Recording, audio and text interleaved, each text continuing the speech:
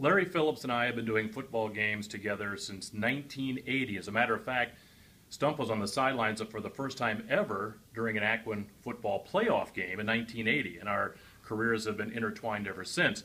But what I'd like to do is go back a few more years than that, because Stump, you actually had the opportunity to play football against Mike Curry, right? Yes, I did, Don. That would have been in the fall of 1965, which was my senior year. Dakota was the opposition against Aquin that day. I believe it was their homecoming as well, and Mike Curry was on that team. I believe Mike was a sophomore, but I don't think he started, but he did play in that game. And there was an event, we were on offense. Dakota was on offense. We were going towards the north end zone, and our quarterback, Dean Rocky, we went through 4 quarterbacks that year, and Dean was our last quarterback.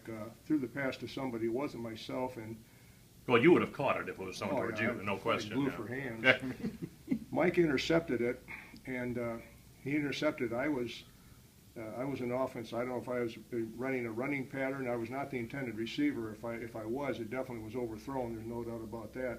Mike intercepted it and took off, with the ball, and probably got from the point where he intercepted. I'm going to say somewhere between the 5 and 10 yard line on that towards that north end zone. He intercepted it and took off, and wasn't too much long after that he got dropped by yours truly. I was going to say, by who? By myself. Now, the interesting thing about this is years ago, you and I and Mike Curry and Mark Yakommerpool and John Reed were in Mike Curry's classroom.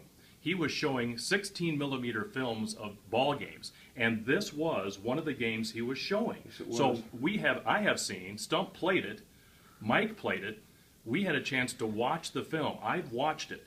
He was behind Mike Curry by at least, 10, 15 yards? Oh, no, I would say 10 yards anyhow. And I think the terminology that was used when we watched it is that you caught him and dropped his ass. Dropped him like a bad habit. Yeah, I mean, it didn't take long for you to close on him? No. No. So his foot speed was, on a scale of 1 to 10?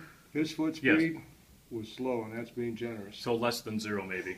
All right, so you dropped him from behind, and you were, at that point, a senior, and he was a sophomore, but that was your crowning moment of football against Mike Curry, and that was at Conley Field. That was at Conley Field, yes. Aquin did have a good team that year, John. They had, I believe, a 5-2 record. Fantastic ball players, Topper Steinman, Rob McCool, Jim Jacobs, just to name a few, Mike Bars, Terry Bowen, George Rodewig.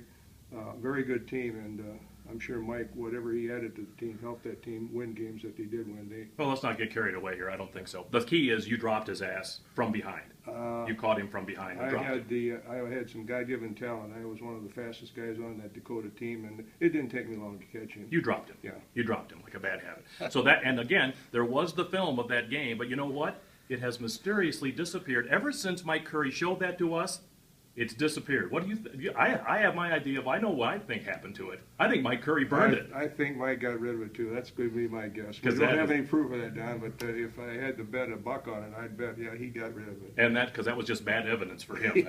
But it was a great day for you. It was. That was a Larry Stump Phillips highlight of his years against Mike Curry.